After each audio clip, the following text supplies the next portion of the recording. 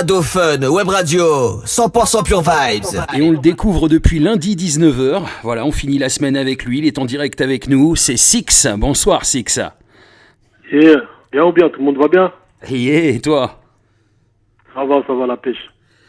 Alors Six, je suis vraiment ravi de t'accueillir en direct sur Radofun Web Radio. C'est ta semaine découverte, consacrée à ton dernier album qui est sorti au mois de mars dernier dans les bacs. L'album, peux-tu nous rappeler le nom de l'album? Patience, courage et acharnement, pardon. Voilà. Exactement, c'est ça. Patience, courage et acharnement. Et en fait, malheureusement, c'est pas sorti dans les bacs parce qu'il y a eu le confinement.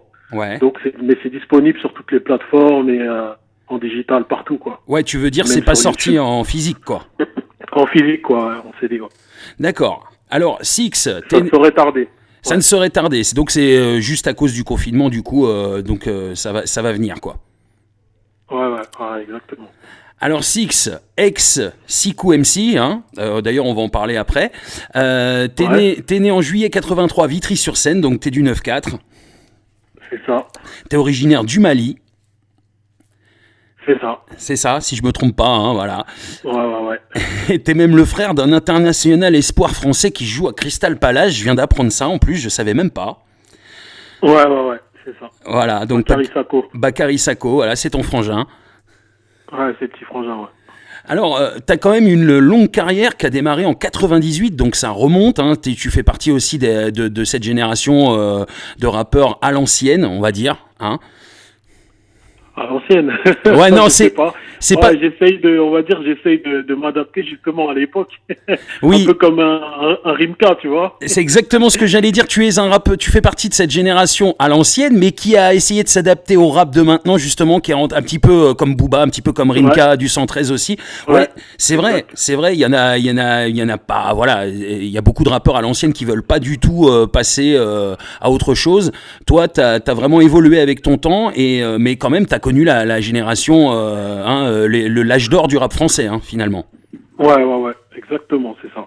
Voilà, parce que 98, alors, qu'est-ce qui se passe en 98 ? En 98, il y a le petit déclic du petit garçon, du petit Six qui veut écrire des textes, qui veut faire des concerts dans la ville, dans les quartiers, etc. Ouais. Et voilà, donc il y a un groupe qui se forme, un groupe qui s'appelle Rappeurs d'Instinct. Et avec ce groupe, on va poser partout dans les compiles, partout dans les festivals, on sera partout, mais malheureusement, pas de projet pour le groupe.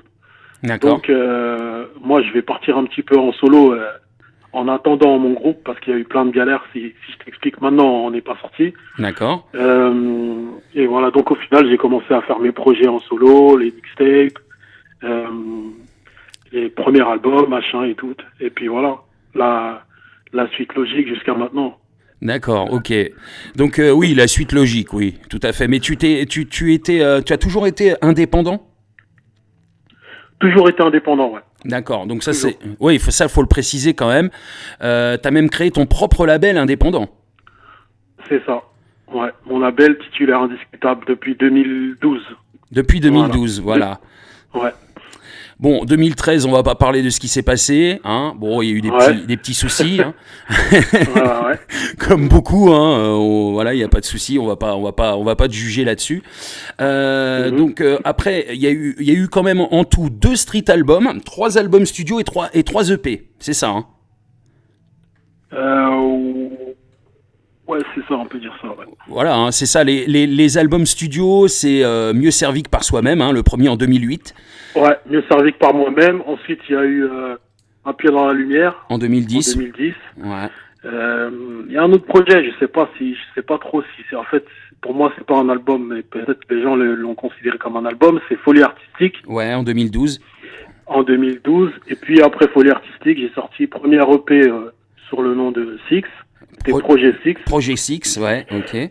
Voilà. Ensuite, il y a eu Avertissement. En 2016. Voilà. Et puis maintenant, c'est Patience, courage et acharnement. Ouais, Sans compter le projet, j'avais sorti un projet gratuit qui s'appelait La Salle du Temps. J'ai sorti en gratuit, un petit cadeau comme ça. Et voilà, donc là on est sur Mais je vois, courage et acharnement. donc je vois que t'avais aussi bossé sur Apprendre ou à laisser, hein, en 2007 et en 2011, Apprendre ou à laisser numéro 2 Ah aussi. ouais, je t'ai sauté. Là, je t'ai sauté, ouais, parce que je t'ai sauté les mixtapes, excuse-moi. Voilà, ça c'est les mixtapes. Les mixtapes, c'était Apprendre ou à laisser 1 et Apprendre ou à laisser 2. Voilà. Le premier projet qui est sorti, en fait, c'est Apprendre ou à laisser, volume 1, c'était en 2017. Et le volume 2 est sorti en 2011. D'accord, voilà, donc comme ça on a bien retracé toute ta On a carrière. tout, là. Ouais. Voilà, et Ouais. puis on va pouvoir parler de ce nouvel album, de ce nouveau projet, Patience, courage et acharnement. Est-ce qu'il t'a fallu tout ça pour réussir cet album? Bah, ça, c'est ce qu'il me faut dans ma vie. Moi, j'ai besoin de tout ça dans ma vie. J'ai besoin de me rappeler de ça à chaque fois pour avancer, pour jamais lâcher l'affaire. Parce que voilà, quand t'es en indépendant et que t'as pas spécialement de médias autour de toi, avec toi, tu vois, c'est vraiment du travail, c'est du double travail, tu vois. C'est clair. Donc voilà, faut le mental. Et voilà, quand je me rappelle de ça, je me dis, attends, en 2008, je disais patience, courage et acharnement. Donc là, on est en 2020 et C'est toujours d'actualité. Exactement, faut que je me l'applique à moi-même pour pouvoir le transmettre. Et de là le nom de l'album, du coup. Exactement. C'est 3 mots que tu te répètes sans arrêt, quoi. Toujours. Toujours. Toujours. Yes. Alors, nous, on est là justement pour soutenir les artistes indépendants. C'est important qu'il y ait des médias justement qui soutiennent ces artistes-là. Plaisir. On avait fait une playlist 100% rap français consacrée à ce projet et maintenant c'est une semaine découverte parce que franchement on y tenait, t'as énormément de talent, tu kicks, t'as un flow de ouf, je tenais à te le dire. Beaucoup. On kiffe vraiment ce que tu fais et voilà, on avait envie aussi de te soutenir dans ce que tu fais, dans tes projets et tous les artistes qui passent toutes les semaines ici dans la Cep Session, c'est comme ça que ça se passe, c'est important, c'est voilà, on est comme à la maison et on soutient, c'est pour nous c'est la famille, le rap, le reggae et tous les artistes indépendants qui sont là, qu'on fait découvrir chaque semaine, c'est un réel plaisir pour nous et voilà, ça a été la même chose pour toi cette semaine, c'est important de soutenir les artistes indépendants, je le dis. Franchement, plaisir partagé, merci beaucoup à vous, merci à tous ceux qui soutiennent depuis le début, ceux qui sont arrivés en cours de route, de près ou de loin, franchement ça fait super plaisir. Pour des mecs en indé comme nous, ça nous touche de ouf, ça nous Alors, touche de ouf. Qu'est-ce qui fait justement que t'as voulu toujours rester indépendant? J'ai pas forcément voulu, mais comment dire, en fait, comme j'ai commencé par l'indé, on va dire que j'ai appris par moi-même, avec les bons et les mauvais choix. En faisant les bons et les mauvais choix, j'ai évolué comme ça, j'ai pris de l'expérience. Et ce qui a fait que, en fait, quand je me suis rendu compte qu'il y avait des propositions en maison de disque sur d'autres artistes, je regardais un peu de loin comment ça se passait avec les autres artistes et j'étais pas vraiment attiré par ce truc-là. Ouais, par le rap game quoi. J'étais pas vraiment, j'étais pas trop attiré par ce truc-là. Donc en vrai, j'ai jamais vraiment fait de démarche. J'ai jamais vraiment démarché les maisons de disques. Ouais. Donc je suis resté dans mon label, dans mon style de travail et voilà. Et alors justement, raconte-nous un petit peu pourquoi au début Sikou MC et pourquoi maintenant Six. Dis-nous. Tout simplement en fait, Six c'est juste un diminutif. C'est juste un diminutif, tu vois. C'est juste un surnom qu'on me donne dans la rue depuis plus de 10 ans. Et donc quand j'ai voulu venir avec un nouveau projet, je me suis dit pourquoi pas jouer un petit peu avec les différents blasts qu'on me donne, tout ça et tout. Et voilà. Mais ça bouge pas, hein. Les gens aujourd'hui on m'appelle encore Stico MC, Six, M16, il y a plein de surnoms et ça bouge pas, ça me dérange pas, tu vois. Quand on tape Sikou MC par exemple sur iTunes, on trouve ton album, même si c'est Six, on trouve ton album. Hein. Ouais, tu les trouves les projets. Ouais. Ah oui, hein, même sur Google, si tu tapes encore Sikou MC, ça sort ta bio, il y a pas de souci. Sur Facebook, c'est toujours Sikou MC la page, hein, d'ailleurs. Ouais, la page YouTube aussi, Sikou MC officiel. Yes.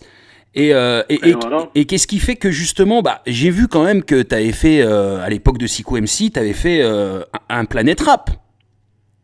Ouais, j'ai fait un Planète Rap, ouais. Alors, quand même, c'est une émission quand même qui vous met, vous les rappeurs, sur le devant de la scène.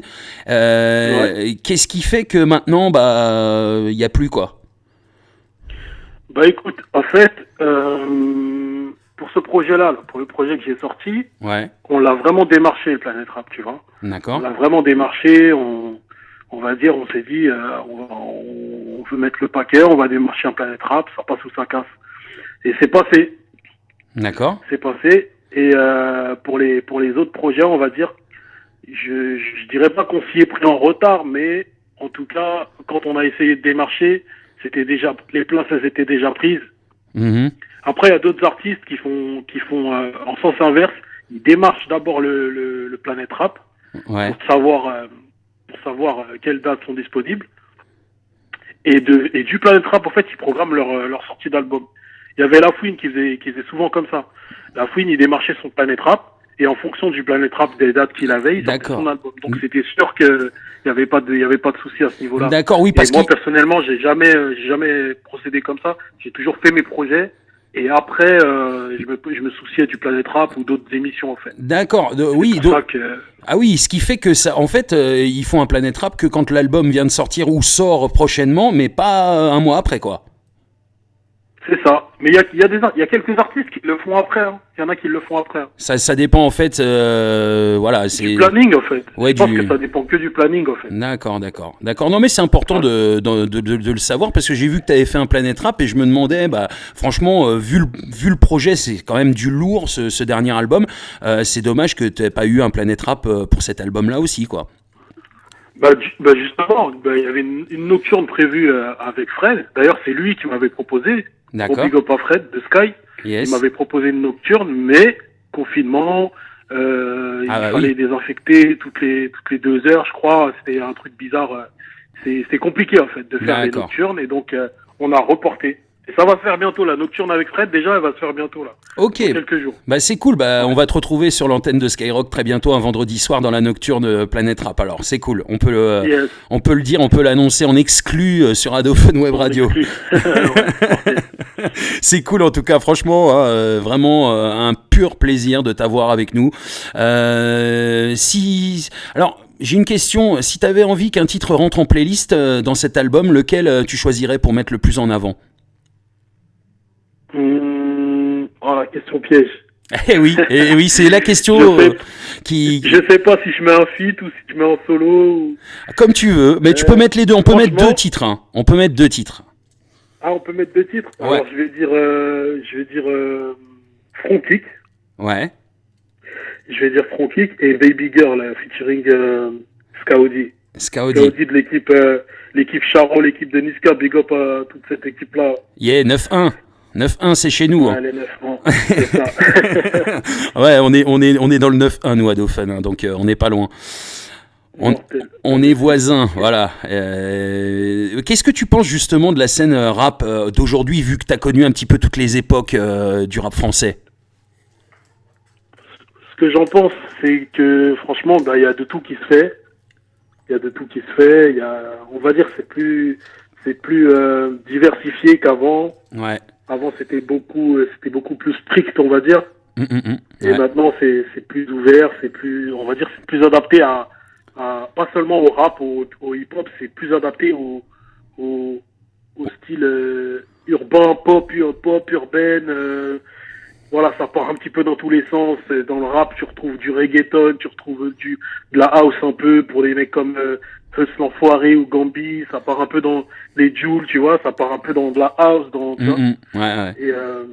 Et voilà, on va dire qu'il y en a pour tout le monde aujourd'hui. C'est Avant, ça. C'était un peu plus fermé, mais plus revendicateur, plus de contenu et tout. Et aujourd'hui, on va dire que c'est un peu plus ouvert, voire beaucoup plus ouvert et moins de contenu, mais plus de produits, plus de quantité pour ouais. donc il y en a pour tout le monde en fait. C'est du rap qui est ouvert en fait aujourd'hui. Ah, puis le hip-hop est très productif. C'est vrai que chaque semaine, pratiquement presque même chaque jour, des fois, sans exagérer, on a des albums qui sortent. Et ouais, c'est moins des projets. Ouais. Voilà, des projets. Et puis, c'est vrai que ça reste la musique la plus téléchargée, la plus vendue en France encore aujourd'hui. Est-ce que c'est positif pour toi? Est-ce que c'est positif l'évolution du hip-hop justement pour toi? Bah franchement, ouais, surtout au niveau avec les streams, etc. C'est niveau financier. Aujourd'hui, je pense qu'un rappeur, même en indie, un rappeur qui charbonne, qui en veut, il peut comment dire, il peut gagner sa vie. Vivre, tu vois. Il peut gagner sa vie avec sa musique. Il peut en vivre même en restant chez lui. D'accord. Parce que là, avec les confinements, etc., il n'y a pas de concert, il n'y a pas de showcase, il n'y a pas de festival, il n'y a rien. C'est vrai. Mais tu peux quand même sortir des projets en digital et sur les plateformes, etc. Et tu fais ta promo de chez toi et tu peux gagner ta vie comme ça. Yes. Alors moi j'ai un coup de cœur dans cet album, c'est ton featuring avec Kaina Samet. Ce titre avec Desi, j'adore. Est-ce qu'il y a ça s'est passé comment la rencontre avec Kaina? Avec Kaina, on s'est déjà rencontrés. D'accord. On n'a pas fait de morceaux ensemble, mais on s'est déjà rencontrés à l'époque de l'album de Cynic. D'accord, ouais. J'avais posé sur l'album de Cynic, on se croisait dans les concerts, tout ça et tout. Et quand j'ai reçu cette prod-là de Explosive, big up à lui, Explosive Beat, j'ai pensé à elle direct. J'ai pensé à sa voix direct et voilà, on a fait ça direct. Ouais, franchement des beaux feats sur cet album. Sultan aussi qu'on connaît bien pour avoir été sur la team BS avec La Fouine notamment. Ouais. Franchement, c'est un projet vraiment, c'est du très très lourd. Je voulais encore te dire bravo tu peux être fier de ton projet. Vraiment. Nous on a kiffé donc.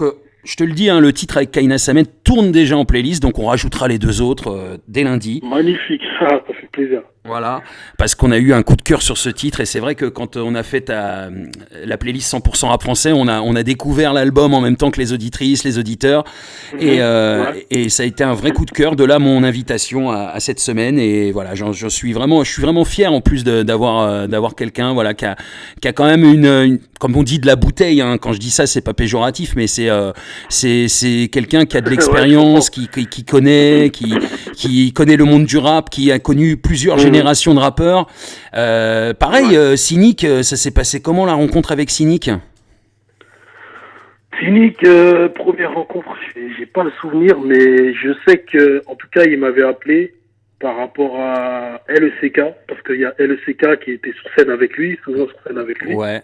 Et il est passé par LECK, Cynic est devenu sur son album, et on s'est vu en studio, on a écouté les prods, on s'est mis d'accord, et voilà, ça s'est fait. Et après, il m'a invité sur plein de concerts qu'il avait fait. Je me rappelle, il avait fait le Bataclan, je crois, c'était le Bataclan, et j'avais été invité sur plein de trucs, sur des scènes, tout ça, et c'était mortel. T'as des bonnes connexions avec avec beaucoup de rappeurs en fait. T'as fait beaucoup de feats, t'as posé sur beaucoup de compil. Ouais, quand même. Et je sais que t'as eu, il y a eu des petits soucis avec Rof aussi. Bon, je sais, ça s'est mal terminé. Qu'est-ce qu'il y a eu avec Rof? Des petits soucis, on peut même pas dire ça. On va dire que voilà, Rof c'est quelqu'un qui est très, très têtu. Ouais.